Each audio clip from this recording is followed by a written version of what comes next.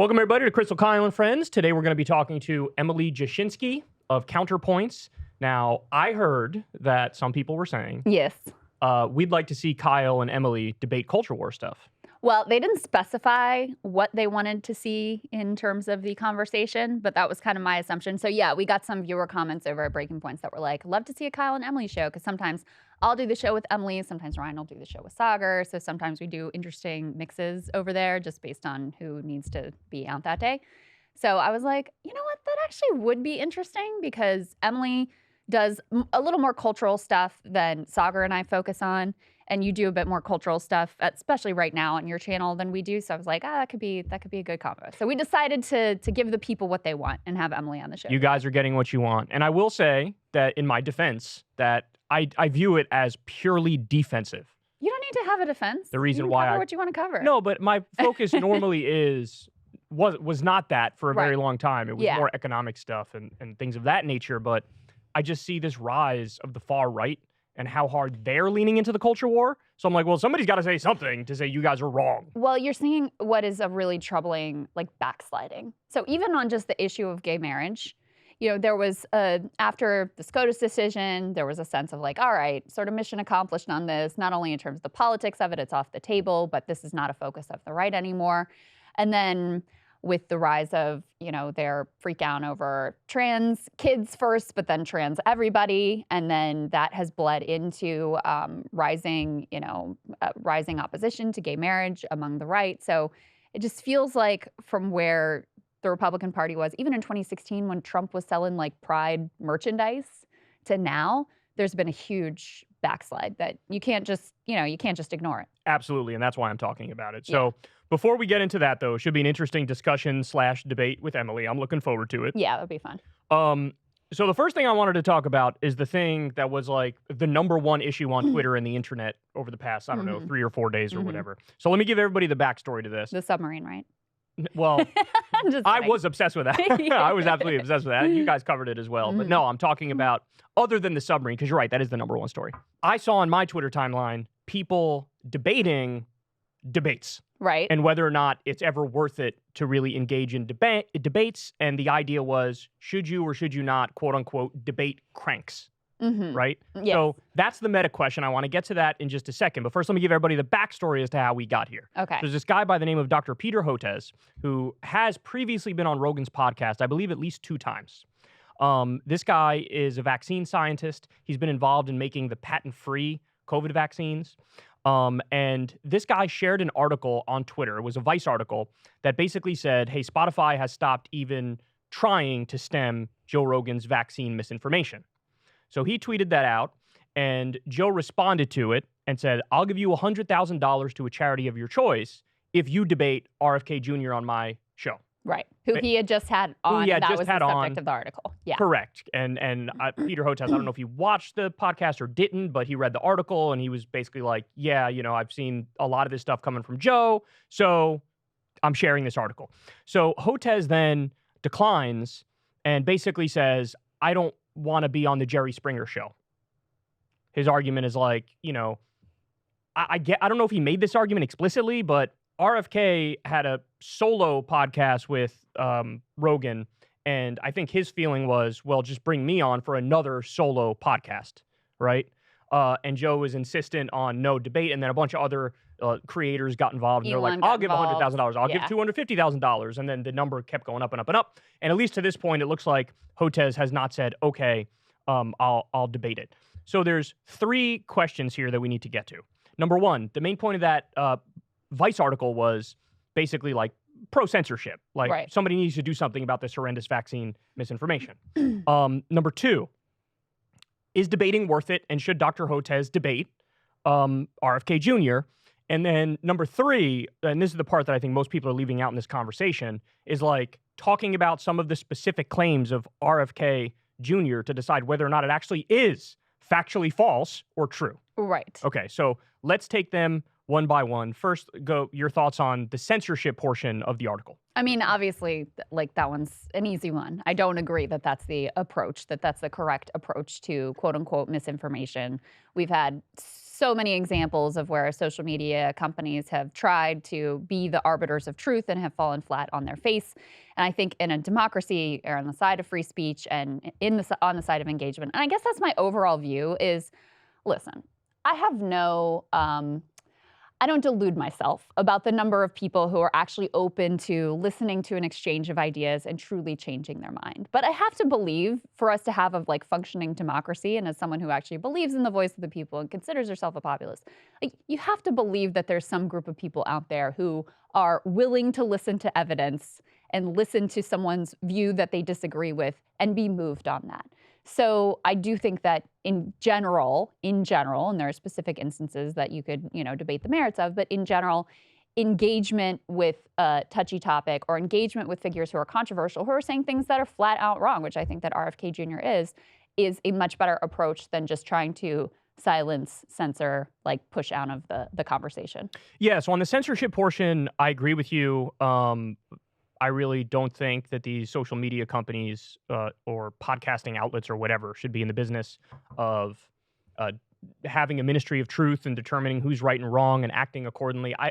I will say, though, I am okay now, and I've grown to this position. I didn't always have this position, but I am okay with just the little labels underneath that are sort of like bother me. That doesn't bother me. I also, it's like, here's what the actual, most medical bodies are actually saying about X, Y, or Z, or here's what the most experts are saying about historical event Y. Right. I have no problem with that being underneath. I don't think that's particularly effective. I don't think most people are going to click it. It's more of a cover your ass than anything. I understand that, yeah. But I have no problem with that, because I do think sometimes people say insane things, and it's just you give the misimpression of well, this is actually the straight truth. And it's like, well, not really. And here's a little something to show you that there is another side to this that you might want to consider. What did you think about, Sagar and I had a little bit of a debate on the show about the community notes feature of Twitter. What's your opinion of that? I guess that sort of falls under the banner of what I'm talking about right now. I mean, you could disagree and say, hey, it should only be done by people who have some degree of expertise to put sort of a label underneath, or you could say, do it democratically or whatever. I don't know. I'm 50-50 on how you want to go about doing it, or if you do both of those things at the same time. But I think it's okay to have that, because at a certain point, I really don't think that the free marketplace of ideas and the cream always rises to the top and the correct answer is going to win out. That's just objectively untrue at this point. We've seen that sometimes the dumbest, most insane, most idiotic theories are the ones that actually get the most eyeballs and get people starting to believe it. Yeah, I have actually found the community notes feature to be useful at times. Because, you think about it. You're scrolling Twitter, you see some claim, and it's at least a flag when people have appended notes there that make some sense. It's at least a flag to be let me dig into that. Let me question that. Let me not just take that at face value. Especially, listen, we all have our blind spots or things that fit into our ideological view of the world that we're more susceptible to believing something that is false on. So I have found it useful as a way of being let me just check into this a little bit further. Yeah, and also I've noticed this too with the community notes. Sometimes they gives you missing context. Right. It might not make the claim isn't totally different, but it's a lot more nuanced than it was first appeared. And so that is a positive thing in my opinion. Yeah. Okay, so now let's get to the second part, which is the debate angle to this. This is the one where people seem to have the most hardcore decisions and have reached the most hardcore conclusions. Yeah. What are you laughing at? It's just to me, it's funny that ends up being the focus of this whole I know. I agree with that. Yeah. It's you guys are missing the forest for the trees, or whatever the saying is. I don't even know if I got that right. Yeah, you got it right. I was going to say forest through the trees, because that sounds better, but it's forest for the trees, right? Yeah. Very weird. Anyway, yes. So on the debate portion, my take is this. Look, I'm under no illusions about how well debate works. I honestly think it's more of a performance than anything else. It is, and usually the person who's more charismatic and just more likable, or more confident, ends up winning. Yeah. That's usually how it works. So it's really not the way to ultimately determine truth. Having said that, I don't like the totally defeatist and nihilistic attitude of you can never engage with it because then you legitimize the opinion, which is something a lot of people say. And look, I want to be kind, because I kind of get it. CNN used to have these debates between somebody who believes in global warming, Bill Nye the Science Guy versus Marsha Blackburn, the congresswoman who's a climate science denialist. Yeah. And they would debate it as if it's a 50-50 proposition when it's not. Or they would debate, intelligent design versus evolution. And that's not really an actual debate, and you're giving the misimpression that it's a 50-50 issue when it's not. However, having said that, it's like, what do you do if these bad ideas that are incorrect are just spreading unchecked? Is it just like unilaterally disarm and you're not allowed to engage with it? Because if you engage with it, you're like somehow, by definition, making it stronger. I don't necessarily agree with that. I think sometimes you're in a position where you have to respond to it. But I will say this, for Peter Hotez specifically, I don't blame him for saying, I don't want to do the debate, because I don't think he'd win it. Yeah. I think he might be right on factual stuff, but I don't think he's going to deliver it in a way that is going to land better than the way RFK does it. So what I wish he would have done is said, I'm not good at debate.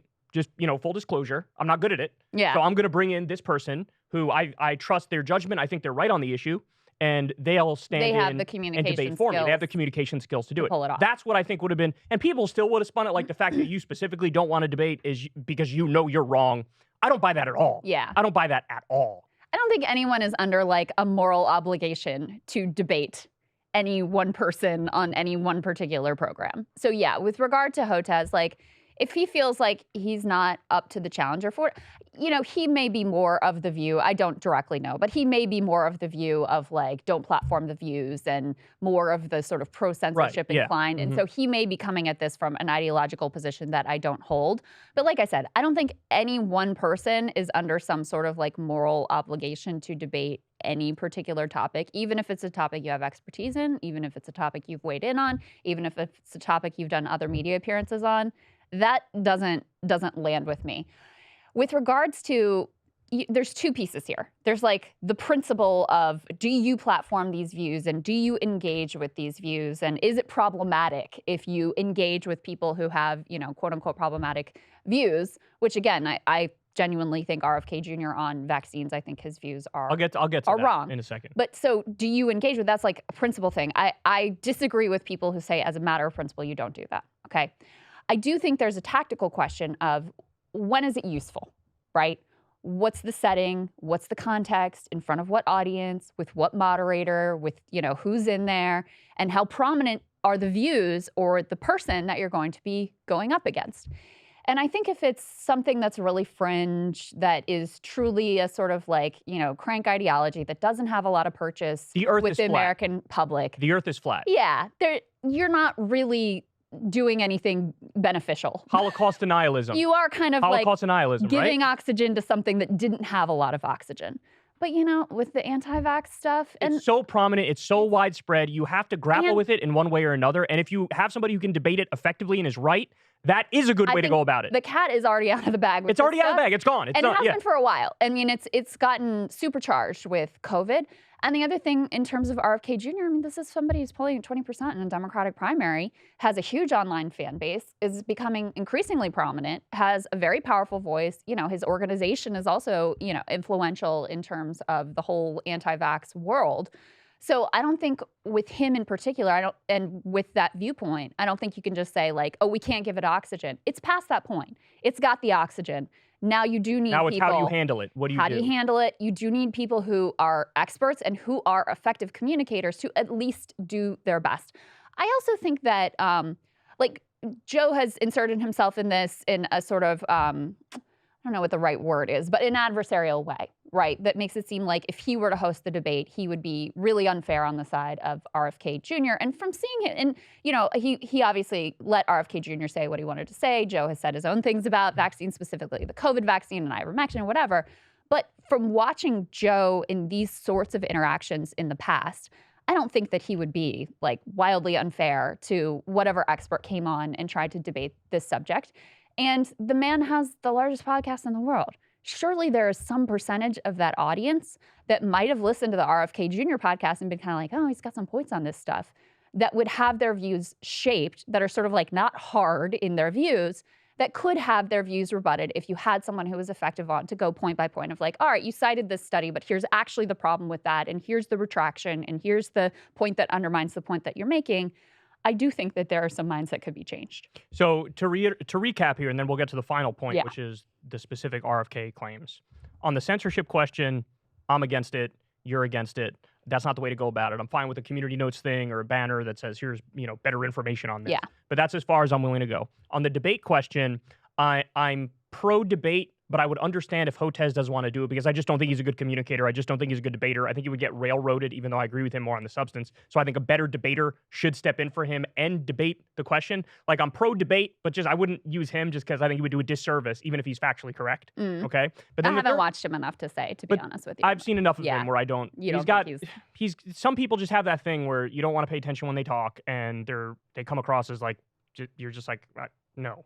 And he's got that to me. Now, that could be niche on my perspective. I think he's done a lot of great work. He does patent-free vaccines, which is literally the thing that everybody was saying we should be doing. If you want to defeat Big Pharma, you go to the person who does the patent-free vaccines, right? He's not making money off it. The big pharmaceutical companies are making money off it. So in some ways, he's a hero. In some ways, the anti-vaxxers should be the ones who are like, well, at least this guy's doing it the right way, right? He's not, price gouging as a result of it. But anyway, I digress from that. Let's get to the main question now.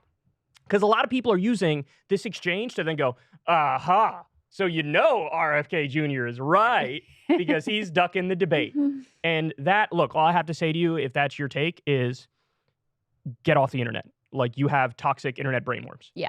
So I went through a lot of the claims just because, and just a cursory look, just doing basic Google search and reading a couple different sources. Yeah. So one of the big claims that he was making over and over is that vaccines cause autism. Dr. Andrew Wakefield is the guy who really brought this into everybody's consciousness, and he had a couple studies on this. Well, he had his medical license revoked because the studies were wrong. They were retracted for being flawed, and they weren't just a little flawed. They were massively flawed. They didn't even have a fucking control group in his first anti-vax study. So I think the thing that frustrates a lot of people who are pro-science and watching this unfold is that, like, he's not even close to right. But you're giving people the impression like, oh, you can't just, his ideas are so unbeatable that you can't even engage with him. And it's like, that's just fundamentally not true. So, and on the vaccines cause autism point, the claim is, well, they cause autism because they have mercury in them, or more specifically, thimerosal.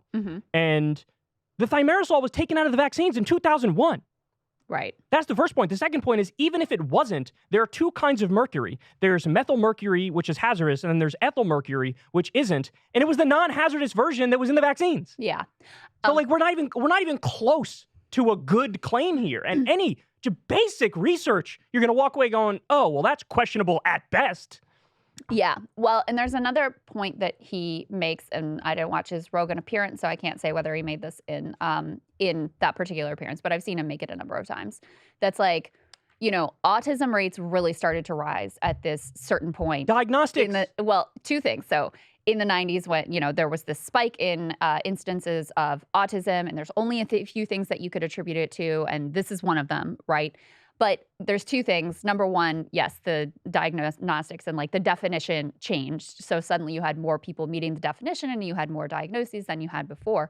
Number two, after thimerosal is taken out of the vaccines, the rates of autism continue to rise. So thimerosal prevented vaccines, prevented autism, if I'm using this guy's logic. Right, exactly. Put the thimerosal back in. I mean, it's a classic fallacy. Correlation doesn't equal causation. And so when you take the thing out that you said was the bad thing and the rates of autism still rise, that's very inconvenient for your theory that was the original cause. Correct. Now, he also goes on, to be fair, because I went through a bunch of the claims that were like the bigger claims in the podcast. He makes these big claims about Wi-Fi and or 5G or whatever, and how it causes leaky brain, et cetera. And from my research on it, Wi-Fi is definitely radiation. Okay. And there's short wavelengths for radiation and there's long wavelengths. The short wavelengths are considered bad. Okay. The long wavelengths are considered relatively safe. So this is the long wavelength kind. But to be fair, we really don't know. There may be problems associated with Wi-Fi. There's some evidence that it's possible, but this is one of the more, like, it's an agnostic area. Yeah. So when people say, like, it definitely doesn't, that's actually, we don't know that. Right? But the problem is RFK is the opposite extreme where he's like, it definitely does. And it's like, no, not necessarily. I don't understand why some people aren't comfortable with just agnosticism on some fronts. Sometimes it's okay. If you don't know, the intellectually honest thing to do is to say, I don't know, which gets to my biggest problem with RFK Jr. is that he oftentimes makes these claims very confidently in a bombastic way. And the second I look them up, they crumble under minimal scrutiny. Yeah. So this thing he's been going around saying, the U.S. has given $8 trillion to Ukraine. That, first of all, we spent $7 trillion in the entire war in Iraq. And that's when you extrapolate out to the year 2053 and you include the interest. Yeah. You're telling me we sent more money than we spent in our entire 20 plus year in the war in Iraq than we did in Ukraine? So when I look it up, the highest number I get, and most of the estimates are way lower than this also, it's like 100 to 150 billion is where most people say. The most that I've seen is maybe 200 billion is the amount that we sent to Ukraine. You are fucking 40 times off, and you're saying it like it's an ironclad, stone-cold fact. So I actually believe Peter Hotez when he says, I don't want this to be the Jerry Springer show. I'm not doing a service if I debate this with you. My only disagreement would be, I get it, you're not good at debate, you're not as good of a communicator, but for the love of God, send somebody in there who is a good communicator, who is an expert on these things, and then you guys have the debate. Because, you know, honestly, for a guy, it's not going to be that difficult to say, here's where you're wrong, Jamie, pull that up, and then they pull it up. Because there's one point in the podcast with RFK where Joe says, Jamie looked that up because the claim is, you know, Wi-Fi causes leaky brain and has all these problems with it or whatever. Jamie pulls up, but this isn't Jamie's fault because he didn't know. It looks like a super legit website. Right. But they go to like, I forget the name of it, Children's Health Fund or something like that, or Environmental Health Fund, something like that. It's a website and it says that claim is true, but that website is one of RFK Jr.'s website. And there's no disclosure about it. Like he's connected to that website. Yeah. And, you know, Joe sees that and God bless him, but he's like, oh my God, it's true. We got to get rid of Wi-Fi. And it's like, oh, for the love of God. You need to get on somebody who's educated in these things, who's an expert, and who is a good communicator, who is charismatic, and can go back against the claims. Because to your point, I do think if somebody said, hey, that's wrong, and here's why that's wrong, and Joe's there, if you show Joe, hey, here's a reputable source that says it's wrong, I do think he'll be like, okay, maybe that is wrong. Got it. Or at least move to agnosticism, right? Right. But unfortunately, RFK's out there, and he's saying the things he's saying, and there's just no good check on him. And it's like, you pick the most like doofy people imaginable to you come and fight me. And it's like, even if Hotez was right about everything he said, everybody's going to be like, boo, boo, screw this guy, boo. Yeah. He just doesn't have that aura about him, the charisma about him. Very possible. But I don't accept the just complete nihilism of in no circumstance on any platform with any person does debate change minds. And it's just purely about performance, et cetera. I mean, I do think some of these claims need to be effectively checked. And I just want to say, too, about RFK Jr., who I've now interviewed a couple times and had, you know, had some tense exchanges with, had some good exchanges with. I don't doubt his sincerity. I don't doubt that he believes the things that he is saying. And there are certain things that I agree with him on. But if I had to say, you know, this is a man whose dad and uncle were murdered while he was very young, and both of them probably through some deep state conspiracies. That's going to make you more inclined throughout your life to probably believe in some of the conspiracy theories that, because, you know, now clips are surfacing of him saying things about, like, you know, the genesis of the AIDS crisis that seem insane. And obviously the vaccine stuff goes way back, and, you know, things about ethnic-centric bioweapons from China. He just seems like he's very inclined to believe anything that is outside of the mainstream view. And I think there are a lot of people, part of why he is finding this traction is because there are a lot of people who resonate with that, who are so mistrustful of everything that if it comes from outside of a mainstream source, they're actually more likely to trust it than, you know, something that's been verified. And it reminds me of, and Kyle, you've talked about this a lot, you know, we have a real critique of the for-profit healthcare system. We have a real critique of big pharma, the health insurers, the whole military, the whole medical industrial complex, right? But that doesn't mean that you then go, oh, well, natural medicine and like these supplements and whatever, like that's the real path forward, because you know that's even less science-based, they're that's even bigger less snake oil evidence-based, that's even less regulated, and they're even bigger snake oil salesmen. And so I think, I mean, specifically on healthcare, I know for a fact he falls into that trap of thinking that the, like, quote unquote alternative medicine is actually better in some instances than the traditional medical establishment. But that same sort of energy pervades a lot of his views and a lot of the views I think of his online support. Yeah, by the way, there's a term for what you were just describing, which is one of my biggest pet peeves in the online space. I call them terminal contrarians. Mm-hmm. Where their default is like the whatever's outside the mainstream has to be right. It has to be right. And it's like that is just as big of groupthink as the people who, in a sycophantic way, believe everything mainstream media says. Yeah. The thing that RFK said, which was the most true, which people have lumped into the bin of all of his wrongness, is like, yeah, my dad was killed by my uncle was killed by the CIA. It's like, wait, no, don't add that into the, all the other crazy stuff he says. Right. That one's actually accurate. So, but this is how mainstream media does a disservice in, going after these types of people, is that they'll just be like literally everything you say. Like they won't even do the nuance that I just did where I was like, on the Wi-Fi claim, it's agnostic, right? We don't know yet. But he could be right. He could be wrong, right? Yeah. They don't do that agnosticism. They do you're wrong about everything, even the thing you're right about. Right. Or acknowledge with the COVID vaccine that it didn't have the protection that it was initially sold as of like, you won't even get COVID if you get the vaccine. Well, that turned out to not really be true. Did it protect against severe illness and hospitalization and death? Yes. Was it everything that it was sold as? No. So, but if you're unwilling to acknowledge that, then you give power to people who are willing to acknowledge that, and then they're willing to say a whole bunch of other stuff that is not true. Guys, you're only getting a little snippet of the show. Krystal and I debated Emily Jashinsky on a whole bunch of culture war stuff, and it was a lot of fun. Krystal and I want to do a lot more of these debate-style things for Krystal, Kyle, and friends, so please consider supporting the show. Link is in the video description box below. Go to Substack. If you pay $5 a month, you get the video of every show, and you get it a day early. You also get the newsletters. And you can also, remember, sign up for free on Substack, and you get the audio version of the podcast delivered right to your email box every single time we do a show. So please consider supporting us. We take no corporate money at all. We've never had a conversation with an advertiser. We're very proud of that fact. And remember, you're never going to get the full shows on YouTube. You have to sign up to get the special link if you're a member, $5 a month. All right. Love you guys. I'll talk to you soon. Hey, y'all, do me a favor and like and subscribe. It helps out big time in the algorithm. Click the bell as well for notifications when videos drop, and watch that video on screen right now. You know you want to.